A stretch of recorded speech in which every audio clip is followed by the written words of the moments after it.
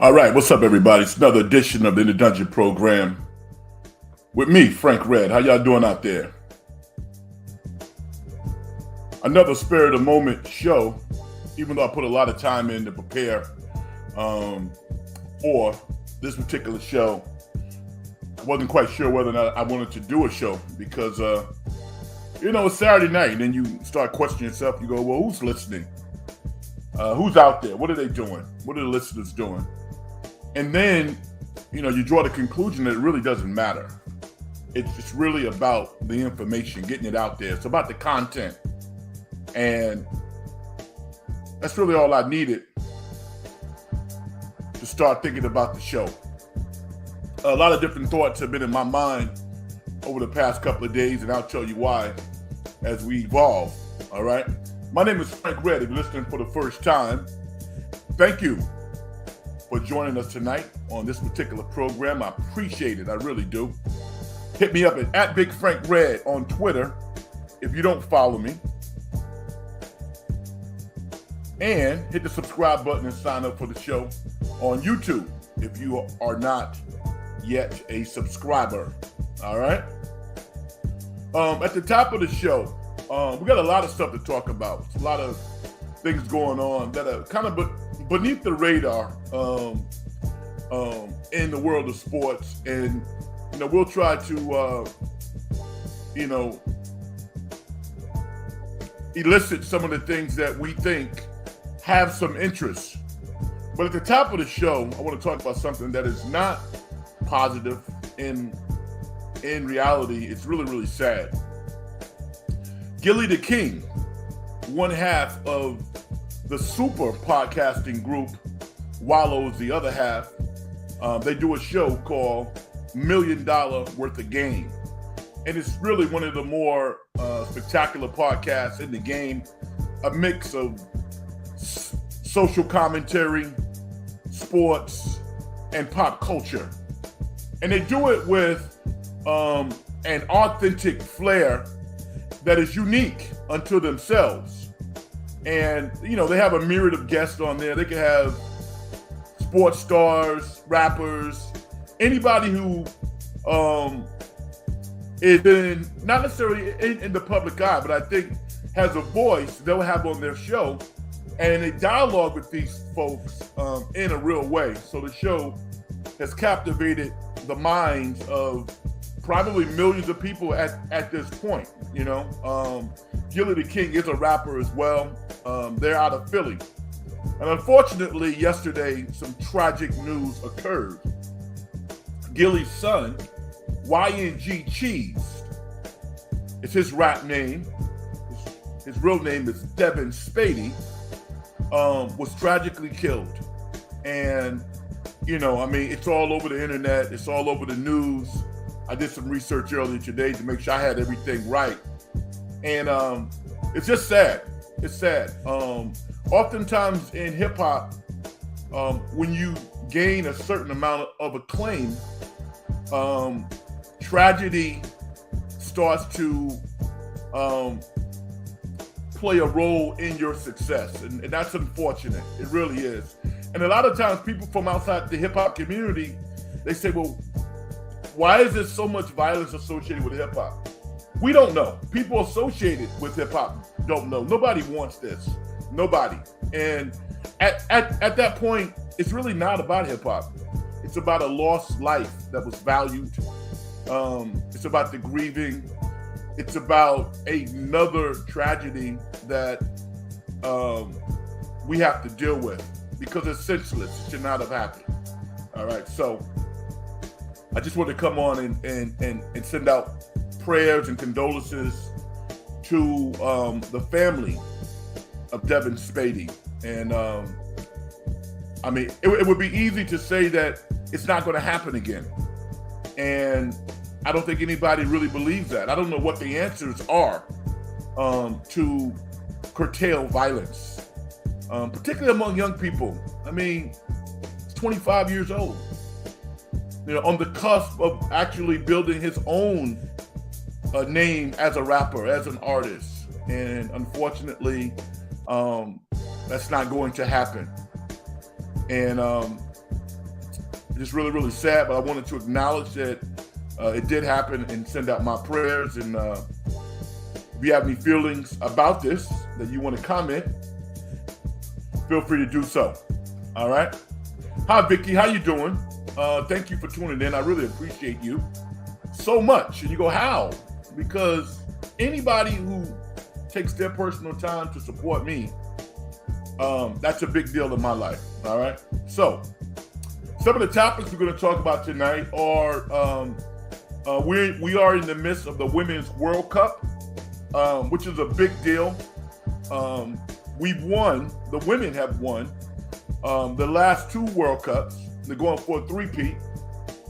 And one of the cool things about this World Cup is a lot of new stars are starting to emerge on the national scene as some of the vets, have their last run, if you will. Megan Rapinoe being one,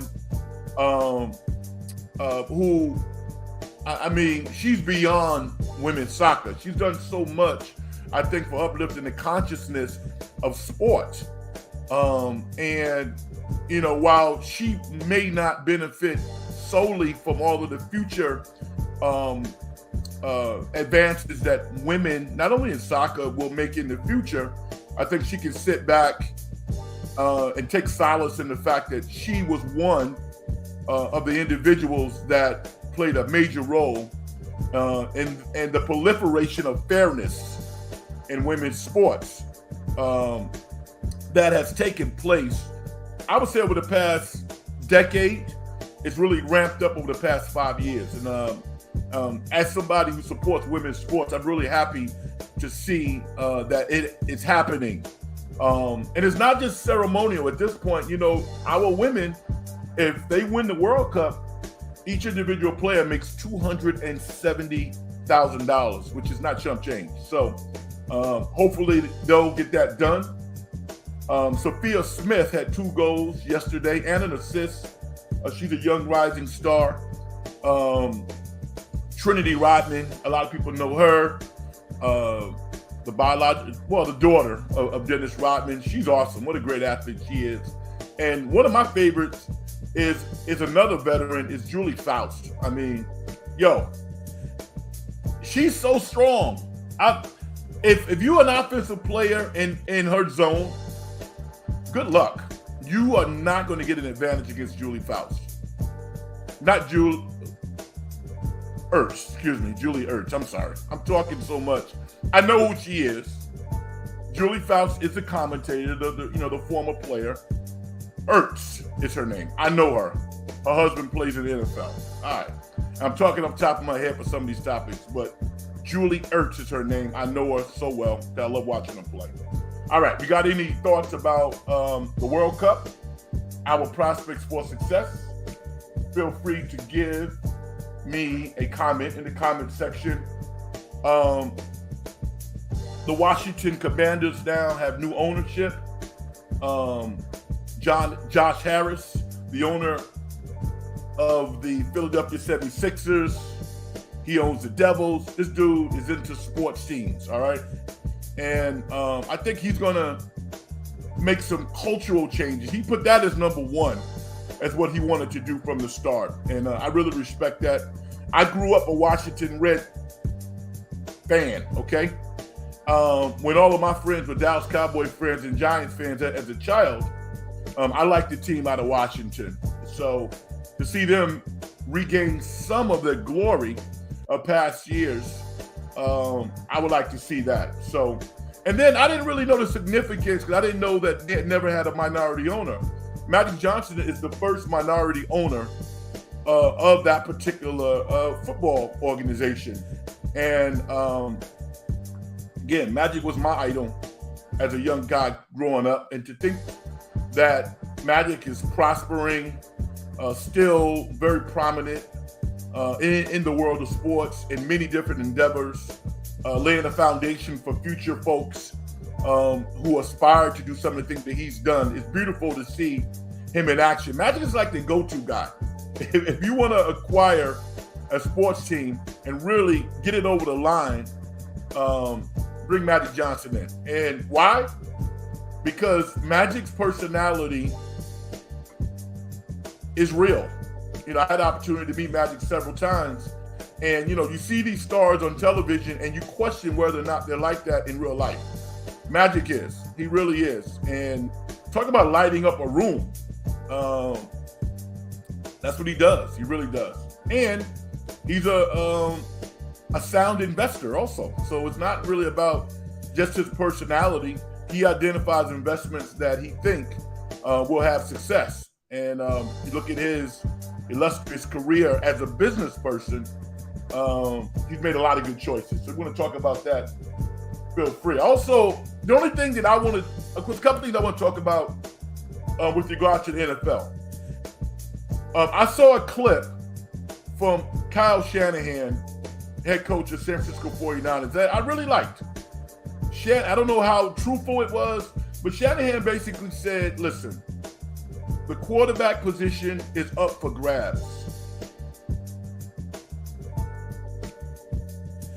And I have no reason not to believe him, okay? I think Brock Purdy, if it's even, he's going to get it, and I think he deserves to get it.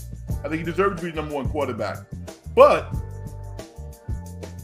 just the reality of having those three quarterbacks get an opportunity to shine in the preseason does a lot. I think partly it's strategic because they have three NFL quarterbacks who can play, and it ultimately becomes kind of a numbers game because they got Allen also as the fourth guy. They want to have two of the three be viable trade options. So that's why they're probably going to play. But he's talking those guys up like they all have an opportunity to start. I think all of them can start. The 49ers are so good defensively, they're going to be in the mix. I don't think that there's one guy who stands head and shoulders above everybody else. I don't believe that. But the fact that he came out of his mouth and said, listen, we got three really good quarterbacks. And I thought he was really honest about Trey Lance in that he said, listen, we believed in Trey last year, but he had to go out on the field and actually show it. And he kind of took that a step further. He said, listen, we not only believe in him, we see the growth. And that's exciting. That's all. That's all I really want to say about the 49ers quarterback situation, because people have written novels talking about their quarterback situation. Unfortunately, now we get to the point where we're going to start watching football. I love that. Vicky had a question. Do you think he would buy the A's? I assume you're talking about Magic Johnson, and the answer is hell yeah. Yes. Without question, Magic would be interested in buying the Oakland A's. But I'm disgusted with baseball, Vicky, because of the disregard for fans, the utter unfairness, the lack of the lack of honesty, because again, my go-to is David Stern, RIP, the former commissioner of the NBA. David Stern slammed the gauntlet when the Maloofs, when it was time for those guys to relinquish ownership with the gentle nudge from the NBA, when they wanted to allegedly move the team out of SAC to other markets, David Stern stepped in and said, that's not going to happen. Now we have to have the municipalities on board. We need to have realistic ownership opportunities. And once they started to take care of all of that stuff, the Sacramento Kings were going nowhere. And I think we're all better for it. I think the NBA is better for it. And that's all Manfred had to do. That's all he had to do. That's it. The A's are actually more important than John Fisher, the current owner to me. He's an owner. Magic Johnson, imagine having a minority, imagine having a person of color like Magic Johnson being a majority owner of the Oakland A's. Do you know the press. I mean, just the reverence that organization would have from fans, it would be awesome. Unfortunately, I don't think it's going to happen. And Manfred, the commissioner of MLB, to me, has really dropped the ball in this. And I love baseball. I play baseball, but I'm not real high on the game right now. Notwithstanding all of the great young players in the game, there are some incredible young players in the game of baseball. And I want to tip my hat to the Giants as well. I mean, they went down today, but nobody saw this coming. Nobody saw the Giants at this stage of the season being in the playoffs. The playoffs start tomorrow. The Giants will be in the playoffs. Got to give them a lot of credit for that. Vicky also says quarterbacks always get hurt. Yeah, that's true, but they got four. They got four quarterbacks that can all play. So it'll be interesting. Because Brandon Allen was the number 2 guy in Cincinnati last year. He can play. Trey can play. Donald can play. And Purdy can play. So they got 4. They got what a lot of teams don't have. My man Romo says competition brings out the best. I think it does. I think competition is always good. But at the same time, it has to be real competition. You know what I'm saying? You can't have a set of criteria for one guy or one girl, if it was a different sport, and some other expectation for other folks. So as long as it's fair, then it's all good. I think at the end of the day, if it's even, I think Brock Purdy is going to get the job.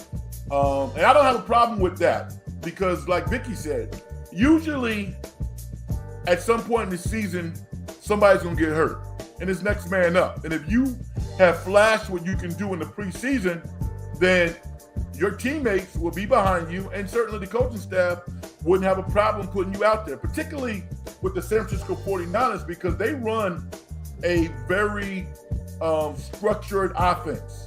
Nobody's out there going willy-nilly.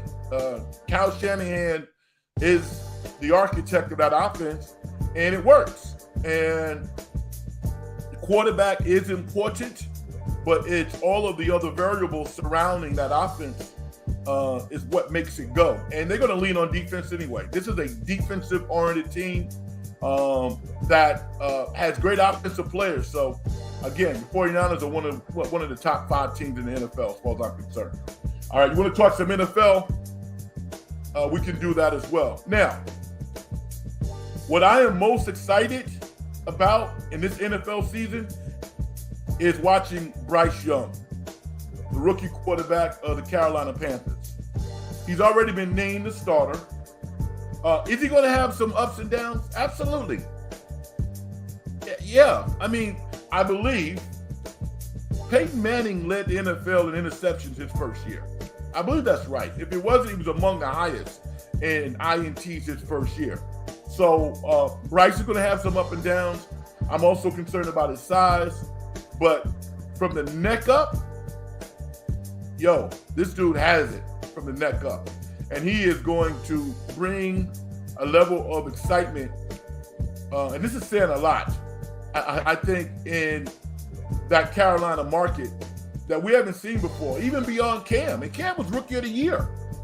But I think long term, I think Bryce Young is going to get it done. And here's an indication of how the organization feels about him. He's already signed his contract, a 4-year deal for $38 million, all guaranteed. All right? Now,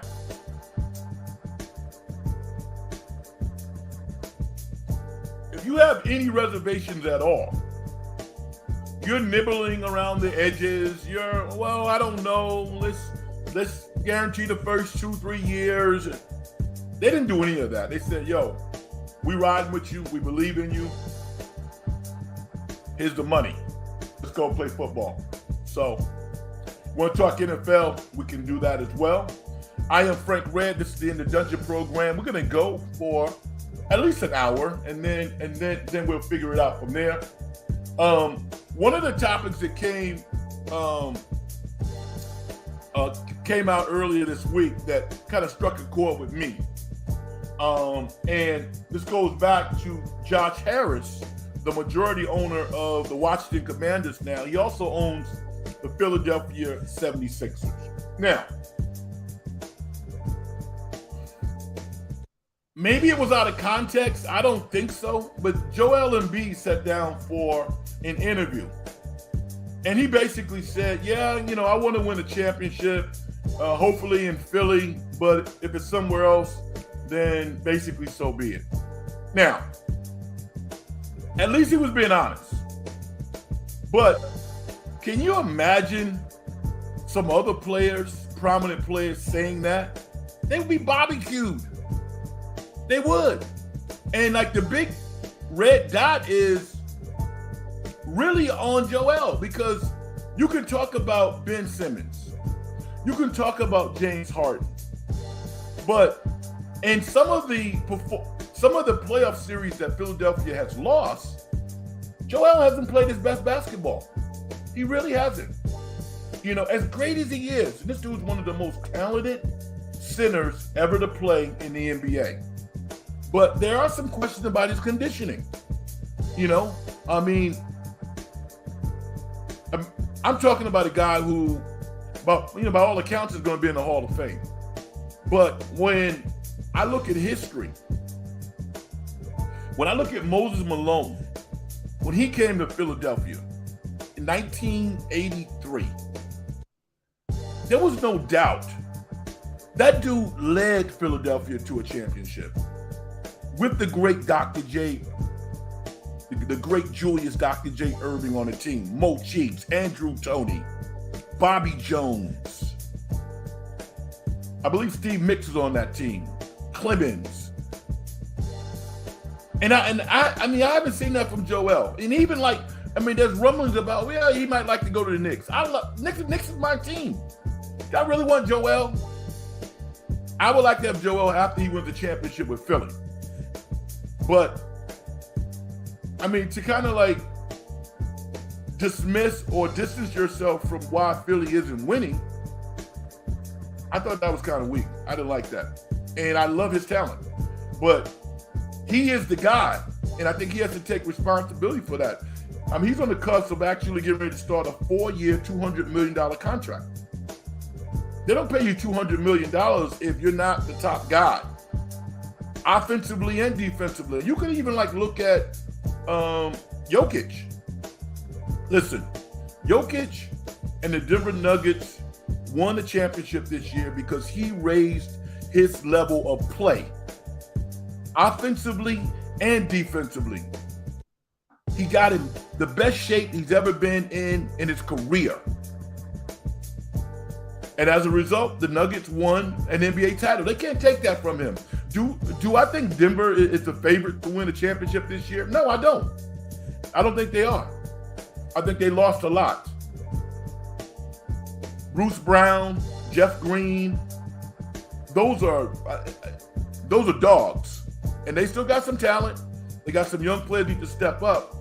But I don't think that they are a sure-in to win another title or even win the Western Conference Finals. I don't believe it. Williams has a comment about Embiid. He says, what is it going to take for Embiid to find the edge to succeed? You know what? That's a great point. And he won't find it if he distances himself from what's happening on the court. I know that. Or if he doesn't say, listen, it's my responsibility to lead this team to a title. My responsibility. I don't hear that from him. I also think dude, okay, so he can shoot 3-pointers. He can shoot perimeter shots. It's beautiful. But that's not playoff basketball. It's not. When you're 7'1", 7'2", as big as he is, you got to destroy people. Destroy them. That's what Shaq did. Destroy people. Even Tim Duncan, in Tim Duncan's glory days, Now, maybe he didn't have the perimeter skills that Joel has. I get that. But Tim Duncan was beating 1, 2, and 3 defenders. They couldn't stop the guy.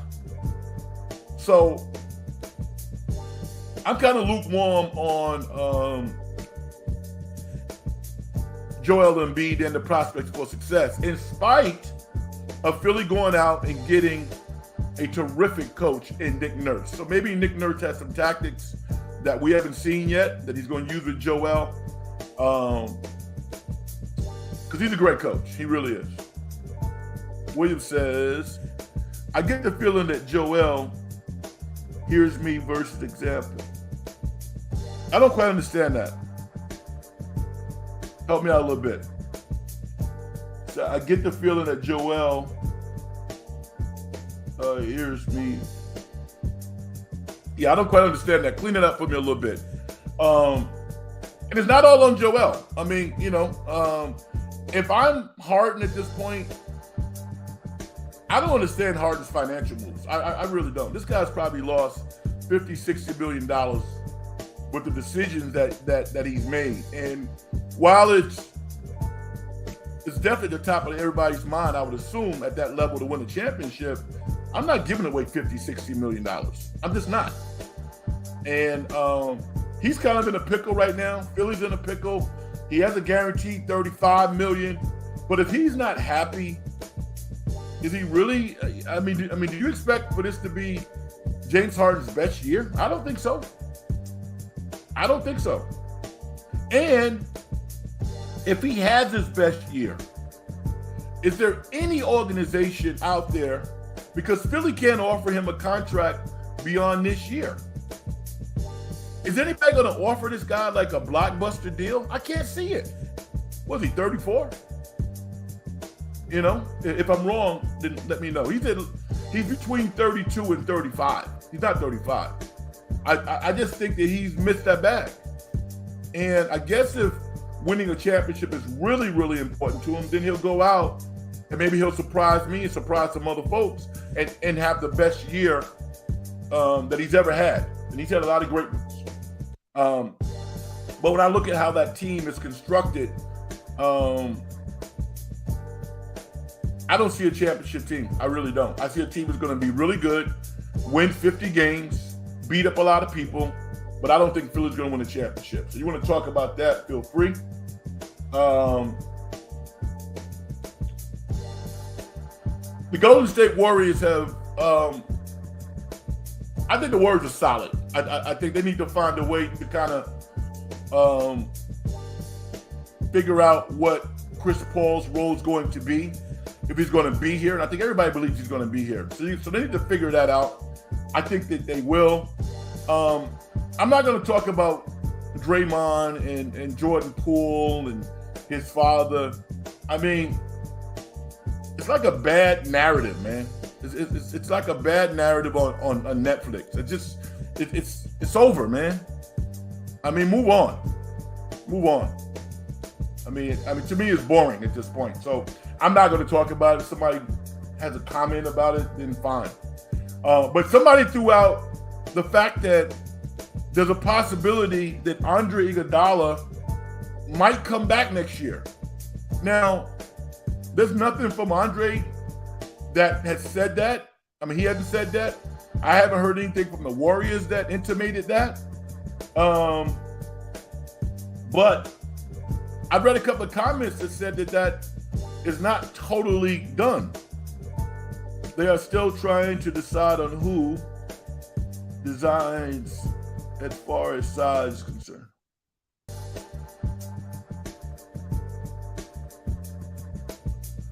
Are you talking about the size of the team? I mean, they're never going to be the largest team, but I think that they're big enough at this point. I mean, they got 6'10", 6'10", 6'9". Dario Saric is 6'9", 6'10".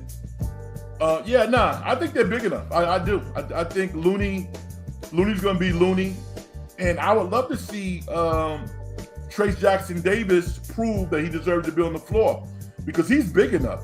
He's 6'9", 6'10", but he has like a 7-foot wingspan, man. They're fine, I think, with size. Physicality, I think, was lacking last year. And Steph Curry even, I think, was it Steph or Draymond basically said that we got pushed around a little bit. And I think that's a factor. You know, size is great, but physicality is really, really important. And I don't think that the Warriors were as physical last year. And I think that's going to be a point of emphasis with this team this year. I think that they're big enough. Even Chris Paul, I think, brings a level of toughness and nastiness to the team that they can use that they didn't have last year. But I don't think people looked at Jordan Poole and thought, whoa, this is a tough guy. I don't think they did that. And as a result, I don't think Jordan got any tough calls from the referees because I don't think they respected him either. You know, so he had issues within the team, issues with the opponents, and he never got a tough call from the officials. Partly because he complained a lot. But I just don't think that they respected him as somebody who, you know, they had to deal with in that way. Now, here's one really, really cool thing that came out a couple of days ago about the Golden State Warriors. And this is what I love. Moses Moody had his first foundation event in Arkansas, right? This is a young cat going into his third year. You know, probably just a giant of a hero back in Arkansas where he played. He's done everything right as a member of the Golden State Warriors. I love this young man's attitude, his professionalism, and I'm hoping he's going to have a breakout year this year because I really root for him. Klay Thompson showed up to the event. That's big. You know, so when Hall of Famers don't generally show up to third-year players who are not established non-profit events, especially when they got to get on a plane to get there. And that caption of Klay Thompson with Eric Musselman, to me, just said it all, man. It said a lot about this organization, about the respect level, about the vets' consciousness of the role that they play within the team bonding, brotherhood, all of those things. I was really impressed by that. So certainly want to big up Klay on that. Now, also, I'm going to bring up a name that I'm sure a lot of you actually know about. This is in the high school ranks. You guys have heard of Cooper Flagg. Cooper Flagg is a high school basketball player, about 6'8", 200 pounds now, out of Maine.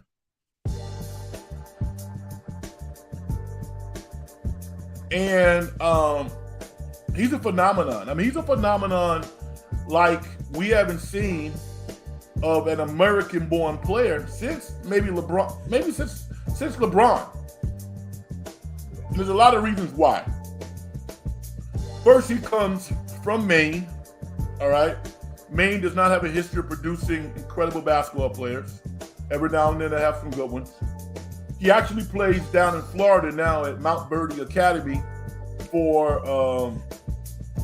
the illustrious Kevin Boyle, who's, has had a Hall of Fame type career as a high school coach. Used to coach in Jersey. I actually played against Kevin when we were in college. I was at Fordham and he was at St. Mary's.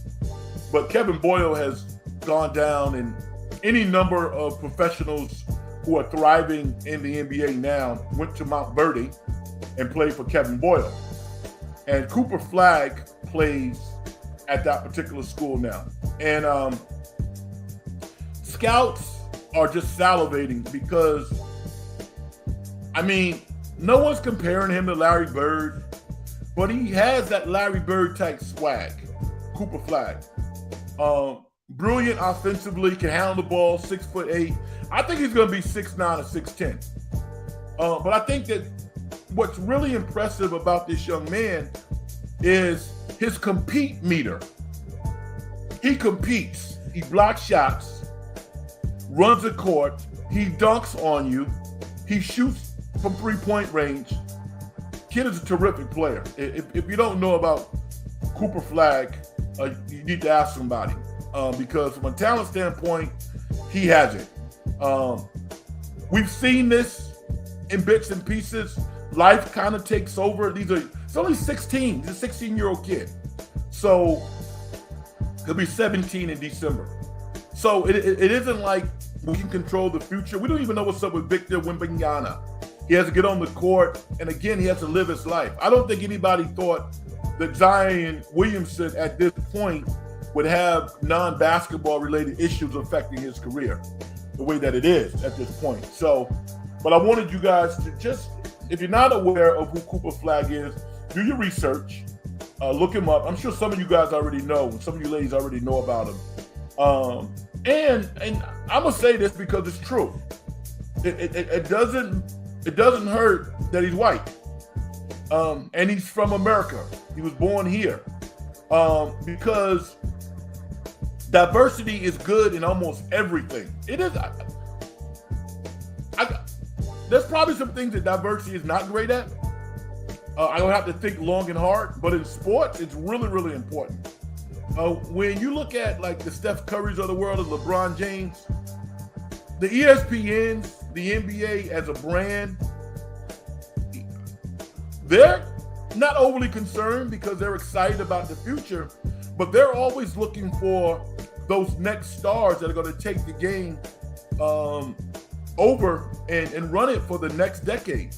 I think people were a little overzealous thinking about Luka and how Luka Doncic was, going to be the next guy. And from a basketball perspective, Luka's great. He's awesome. But I don't know if his personality or the way that he leads, it's translating well visually on television or even within his teammates. I have no idea. But I know that stuff is important. It's really, really important. Like LeBron or not, he's eye candy. He's great for network. Steph Curry. I don't know if there's ever, beyond Jordan, I say Jordan, you got Jordan, post the Magic and Bird era. You got Jordan, Kobe, and LeBron. Is there anybody else that I'm missing? I don't think so. Steph Curry, LeBron, Jordan. Steph, the Golden State Warriors, they're on television as much as anybody. Why? Because of Steph Curry. Yeah, they have a very attractive style of play, but nobody's more marketable. So yeah, the NBA needs future stars to take this game to the next level over the next 10 years or so. The NFL's in great shape. They have a lot of talented young players. So William also says, is Chris Paul willing to come off the bench or looking at Steph? No way. He would probably ask me, Chris Paul would probably say, yo, Red, are you coaching? Do you know who's starting? No, I'm not coaching. But I do have common sense. I do know how to use logic. It's not to the Warriors' benefit to have you starting Chris Paul.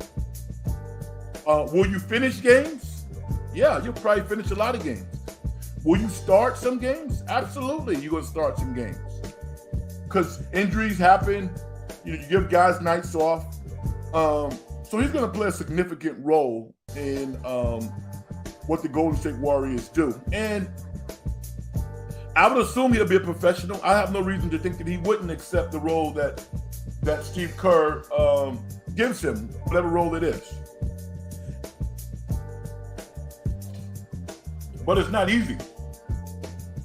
Remember when Kerr took over, he had to convince Iguodala to come off the bench. And that was not an easy conversation to have, but that's part of Steve Kerr's greatness as a coach, is his communication skills. So I ultimately think Chris Paul is going to spend the majority of time coming off the bench, running with that second unit, playing with some starters. But no, I don't think he's going to start. I don't.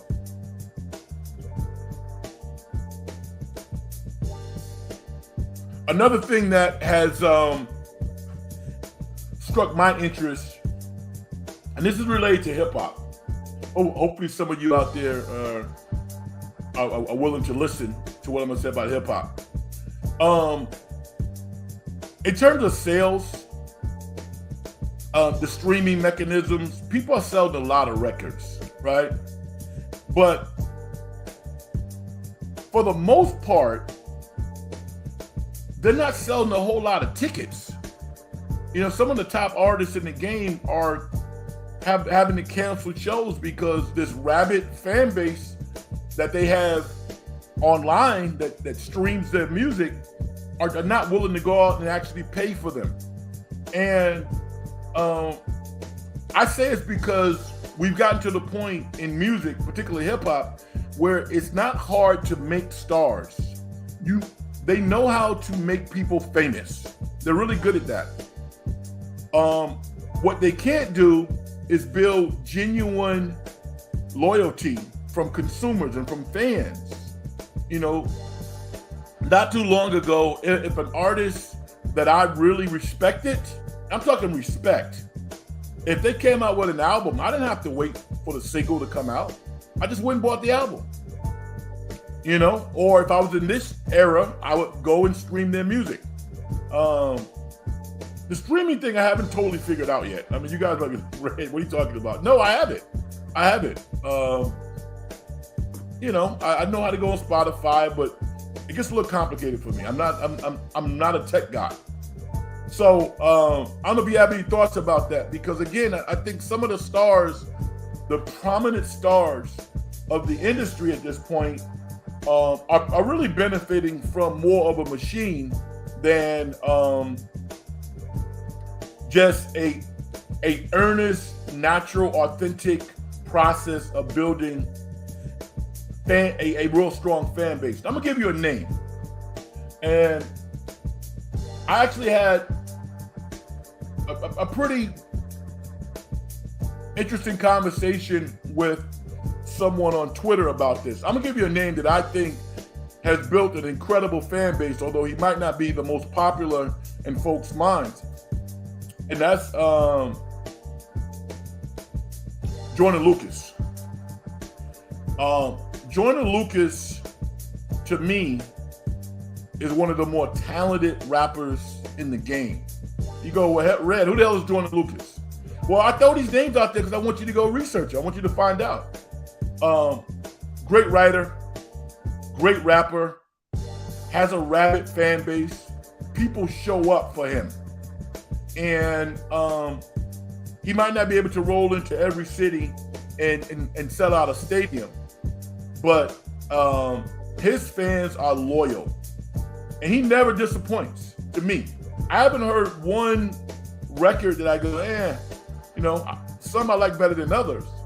But I really, really respect his talent level. The dude is really, really talented. So, Joyner Lucas, if you're not familiar with Joyner Lucas, get up on him. I'm going to touch on also something I talked about the last time I did a podcast, because nothing's really changed, and that's the plight of NFL running backs. Now, they're stuck. There's really nothing that they can do. So, I mean, should Saquon Barkley sit out a year and lose $10 million? No, he shouldn't. And I think that logic would suggest that he's going to play. But should he go to camp? No. No way. I wouldn't do it. If I was him, I would do my training. I would make sure that I'm in great shape. And then when the season started, maybe a week or so before, then I'd go to camp. But nobody likes training camp. I mean, they do it, you know, but nobody really likes training camp. I don't see the benefit of him going to training camp and putting himself in harm's way, even though they don't hit running, even playing in preseason games. Even if he played a series or two. I don't think any of those guys, Josh Jacobs, none of them, I would not show up to camp. I wouldn't miss a check either. because a lot of times, you can throw out 10 million like it's not a lot of money. 10 million is a lot of money. And yeah, when you look at a wide receiver making 16, 17, 18, a defensive lineman, a corner, or even a quarterback making anywhere from 25 to 50 million. I mean, it has to suck. I I get it. But you don't get that money back. We learned that with Le'Veon Bell. All right? And you can get rusty. You really can. So I'm not missing any money. I'm getting that 10 million. Oh man, Mark Gray says, especially since football players don't get paid for training camp and preseason. Mark, I didn't even know that. They don't get paid? They get something, right? They get nothing? That is amazing to me. I had no idea. But I would not show up. And do you believe crossover music tracks hurt the sales as well? Do you believe crossover music tracks hurt sales as well? Yeah. Well, I think it does, but I think that William, I think that that's a new genre of rap artists.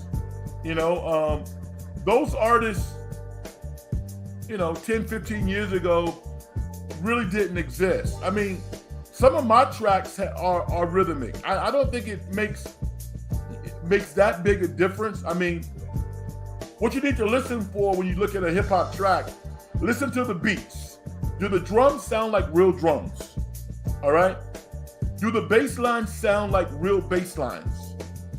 You know what I'm saying? So that's the key. That sonically, even if you're singing or whatever the case, sonically it has to sound like a band, man. Like you got some guys and girls jamming. That's what makes the track. It isn't whether or not it's musical or not. And I'll give you a perfect example. One of my favorite songs in hip hop is a song by, at the time his name was Mos Def. He now goes by Asim Bey. But he wrote a song on his solo album. It's called Uma Says. I don't know if you guys are familiar with it. They actually Michael Jordan used it in a Nike contract. Love the song. Incredible song. If you haven't heard of Uma Says, check that song out and then come back and tell me what you think about it. It's spelled Umasays. Uma Says. And it's just a beautiful, beautiful song. So, musical tracks in hip hop used by rappers who may or may not be that talented don't work. I don't necessarily think it's just the tracks, but sonically, how the song sounds is really important. You listen to this music in the background I'm playing right now. It sounds like folks are in a room playing a track, and I think that's hip hop. I don't think we're ever going to lose that.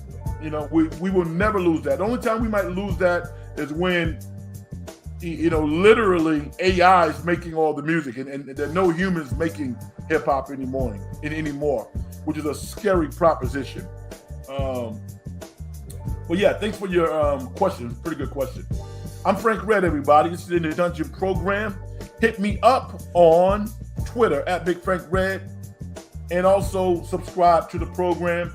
We're inching ever closely to 100 subscribers. We have 71 now. We're going to get to 100. And at that point, I am going to start bringing some people on the program that can add to the flavor. I also thought that, I was just thinking about this. Most people don't want to do shows during this particular time because you got to work a little bit. You have to really reach inside, the sports lexicon and get some topics that might not be interesting on the surface, but find what's interesting about them and actually talk about them. Because in a couple of weeks, it's going to be football all the time. It's going to be college football. Baseball will still be happening. The NBA is going to start. It's easy to do a show at that point because there's so much to talk about. Right now, you got to find the topics a little bit. And I actually like that because it makes you better. It really does. It makes you better. So I dig that. Are you guys following? I mean, a lot of times people just kind of like with women's sports. I don't like women's sports. Are you guys excited about the World Cup? I actually like watching women's soccer players much more than the men. I do. Although I support the guys, but I love watching women soccer players. I would say women's soccer, all-star. Not just like any women's pro league. I mean, I can watch some of that, but it doesn't hold my interest as much as watching our USA team, the best of the best. I love watching them. Because they have a combination of skill, toughness, and beauty that the men don't have. Not from my perspective. I like women. So watching them give it up the way that they do is really entertaining for me to watch.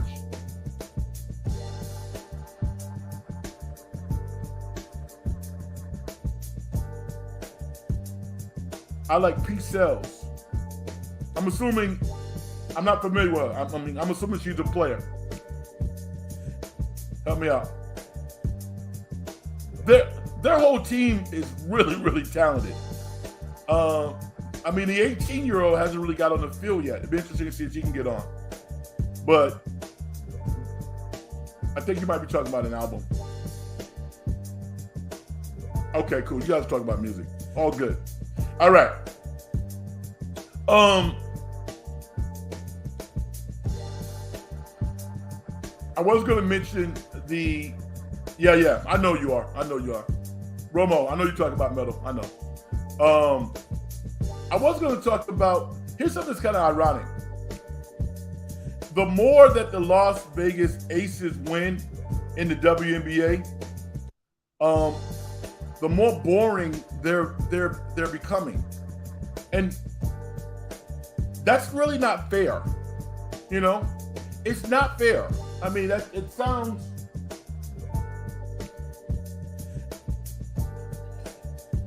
I don't think anybody would say the Golden State Warriors are so good right now that I don't like watching them play. And I think generally because no matter how good the Warriors are, or any NBA team or any football team, the competition is pretty good also. It's not like a total beatdown. What we're seeing in the WNBA at this point, I mean, it's not even fair. Those young ladies are just, even the New York Liberty, who has a good team, I think are really talented enough to give them a run. But the last time they played them, the Aces just kind of like kicked their butts. So I don't know if it's good for the WNBA to see Las Vegas is beat up on all these other teams, as good as they are. And it's a testament to what they're doing as a team and individually in terms of building their talent. But right now, I think it's kind of boring, because there's no competition. And A'ja Wilson is just, she's dominant. I mean, Breanna Stewart is really good. She's an all-star, but A'ja Wilson is clearly the best player in that league. And she goes out every game with a level of intensity just ready to murder people. And, I want to big them up. I like watching Kelsey Plum play. And the reason I like Kelsey Plum is because she's not that big. Kelsey Plum is maybe 5'8", maybe 5'9". essentially playing two guard. And, she's putting 20 on the board. So I like Kelsey Plum. She also has an edge as well. But I don't know what you think about that. I don't know if you guys follow WNBA. I do follow it because I like basketball. But I'm not enjoying watching the games now as much as I was earlier this season. All right? Another topic I want to talk about, I'm going to throw out there, is like when you hear people talking about NBA players and the state of the NBA. One of the conversations that they like to bring up is the fact that the league's best players now, most of them are foreign players, and how that somehow is a knock on the development of the players from the United States. And I listen to it. I don't dismiss it, but I don't think it's true. Generally speaking, when you're talking about a really good NBA player from another country, that's the best player in that country. Look at all of our players. So I'm interested in seeing how our USA qualifying team does in the coming weeks. Because I think we put together a pretty talented team. Not our Olympic team, not the best team, but I'm interested to see how Steve Kerr and his fellow coaches can, in a very short period of time, get these guys to play together to go out and have a good showing on the world stage. Because I think that we've been almost a little underrated at this point. And, that kind of rubs me the wrong way, because I think it becomes topical in the media to somehow intimate that we're not running basketball anymore. And the reality is other nations have modeled their games after American players to a certain extent. I mean, certain countries really focus on fundamentals, and they do an incredible job. They really do. But their success should not take away from where we are in our development as well. Maybe Cooper Flagg is that guy. Maybe he's the next guy to really take the basketball world by storm. We don't know. I would love to see him go and play college ball for 1 year. Can you imagine that guy in college? Where would he go? It looks like a Kansas player to me. Some people might say, he's earmarked for Duke or Carolina or something like that. But to me, I would love to see him go to Kansas. I think that fan base in Kansas on television, not that far. Well, Hughes was about Indiana. You might say, Red, you should go to Indiana.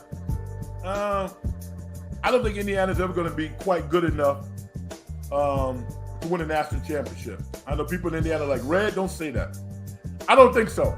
I think the Kansas of the world, the Dukes, are more likely to have their players stay more than 1 year. I think if Indiana gets a really talented player out of high school, I don't see that player staying in college more than 1 year. I just don't. And that's the only reason. I just think that Kansas, the way that they build their programs, it creates an environment where their players are more likely to stay more than 1 year because it's working. You see what Christian Braun stayed 3 years.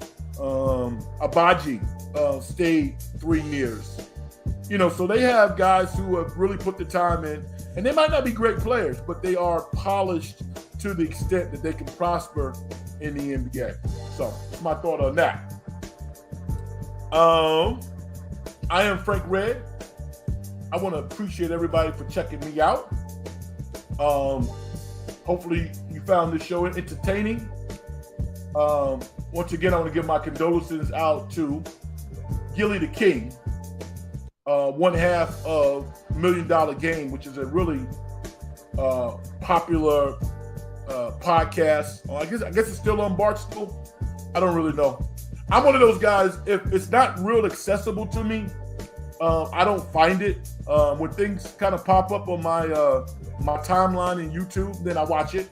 But I don't really go digging to find out, to look for new shows. I really don't. I see clips, but I don't do a whole lot of searching. If it pops up on my timeline, then I'll watch it. That's kind of how I am. But I do know $1 Million Game. Gillie the King's son was killed yesterday. I want to send out our condolences to him, his family, and everybody who loved this young man, because it's truly a tragedy. He went by YNG Cheese as his rap name. He was an emerging artist himself, but his name is Devin Spady. So rest in peace, brother. We've done an hour, which is what I wanted to do. I want to thank everybody for tuning in. If you have not subscribed, then subscribe. If you know somebody that you think might be interested in the show, then let them know. All right? Hit me up on Frank Red, at Big Frank Red on Twitter. If you have not done so, subscribe. Maybe I'll do another show tomorrow, depends upon what transpires in the world of sports. But it's almost midnight. I know you guys are sleepy or you got other stuff to do. And I want to thank you for taking the time. I'm going to do my thing and get out of here. Success in getting paid is a manifestation of the whole process. If you as an individual don't do things to help other people make their lives better, as far as I'm concerned, you haven't done nothing. All right? Thank you. Good night, everybody. Peace.